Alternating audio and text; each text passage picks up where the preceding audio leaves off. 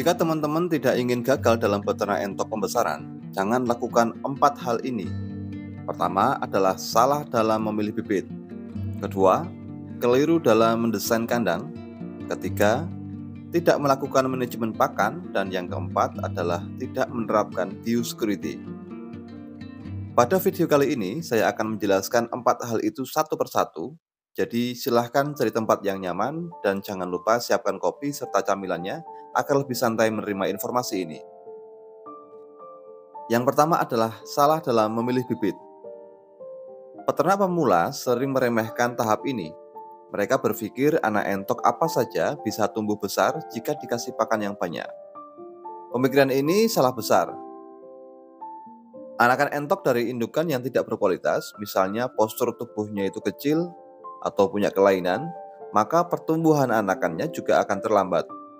Berbeda bila anakan entok yang dibeli dari hasil peternakan yang induknya itu berpostur besar dan panjang serta sehat, maka pertumbuhan anakannya juga akan lebih cepat. Karena itu, teman-teman peternak pemula harus ekstra hati-hati dalam membeli anakan entok. Jangan asal beli.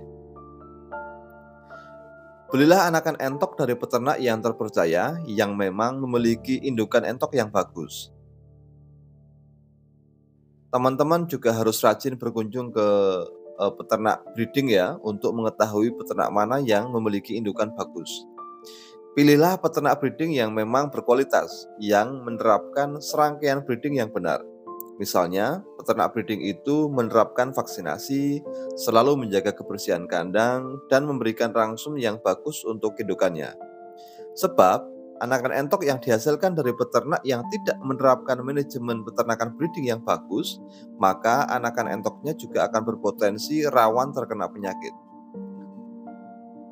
Setelah menemukan peternak breeding yang bagus, maka jalilah kerjasama agar ke depan teman-teman tetap mendapatkan anak entok dari kandang tersebut. Sebab biasanya peternak breeding yang bagus sudah memiliki pelanggan.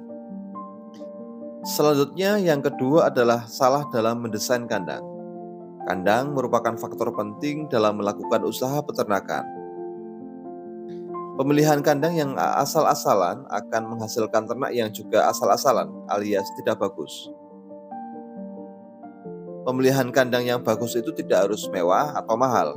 Yang penting memenuhi kebutuhan ternak kita. Misalnya, kandang untuk anakan entok yang baik adalah menggunakan kandang box penghangat.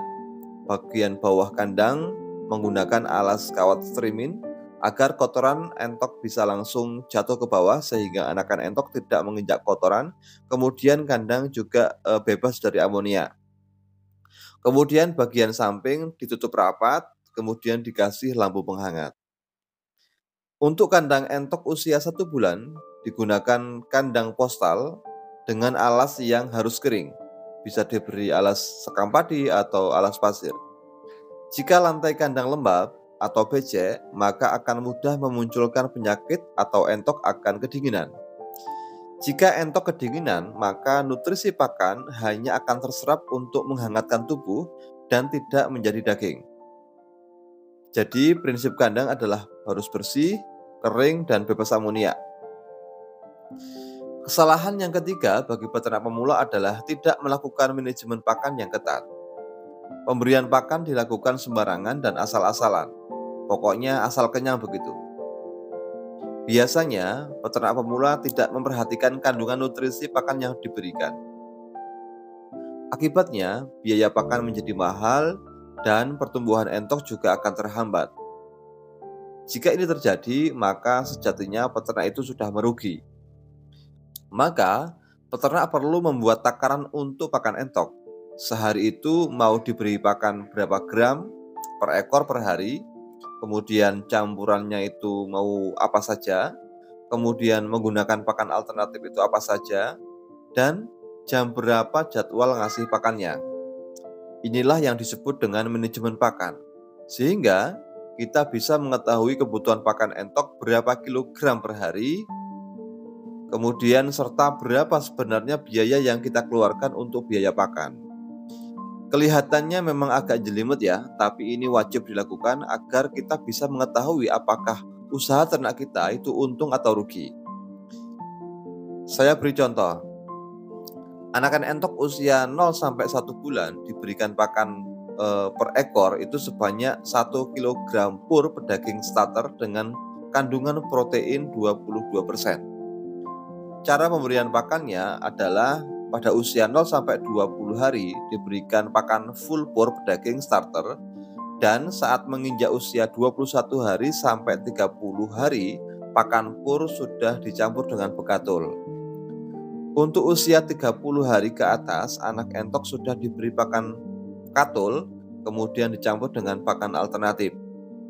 Untuk entok dewasa, bisa diberi pakan sebanyak 1 ons per ekor per hari. Nah, itu tadi hanya contoh. Silakan teman-teman mengkreasikan manajemen pakan itu sesuai dengan sumber daya yang ada. Pakan alternatif bisa diberikan apa saja ya, misal kayak enceng gondok, kemudian rumput azolla, kemudian rumput odot, kemudian keong atau maggot, begitu silakan dikreasikan dan kemudian dihitung berapa sebetulnya kebutuhan pakan untuk entok-entok kita. Kemudian yang keempat adalah peternak pemula tidak menerapkan biosecurity. Bahkan peternak rumahan cenderung meliarkan entok-entoknya.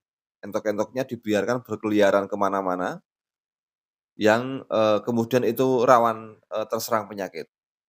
Peternak yang tidak menerapkan biosecurity, maka hewan ternaknya berpotensi terkena wabah penyakit. Bagaimana cara menerapkan biosecurity? Nah, silahkan teman-teman lihat video saya yang lain yang sudah saya buat beberapa waktu yang lalu. Oke, semoga video ini bermanfaat dan membuat peternak entok semakin sukses. Terima kasih dan sampai jumpa di video berikutnya. I know you told your friend you're not okay, and tell me what's wrong and why